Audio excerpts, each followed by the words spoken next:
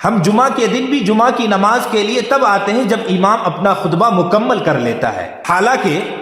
جمعہ کے دن آتے ہی مسجد کے دروازے پر 2 فرشتے آ کر کھڑے ہو جاتے ہیں اور آنے والے کا نام باری باری اپنے دفتر میں لکھتے رہتے ہیں، یعنی اپنی ڈائری میں لکھتے رہتے ہیں، اپنی ڈائری میں لکھتے رہتے ہیں۔ سب سے پہلے آنے والے کا نام ایک اونٹ قربانی دینے کا ثواب لکھا جاتا ہے، اس کے بعد گائے،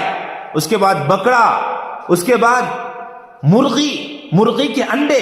یہاں تک کہ جب امام خطبہ کے لیے ممبر پر کھڑے ہوتے ہیں، یہ ممبر ہے، اس پر کھڑے ہوتے ہیں تو کھڑے ہوتے ہی وہ جو 2 فرشتے آنے والے کا نام لکھتے رہتے ہیں وہ اپنے دفتر کو، اپنے ڈائری کو بند کر دیتے ہیں اور امام کا خطبہ سننے لگتے ہیں۔ تو اس کا مطلب کیا ہوا کہ امام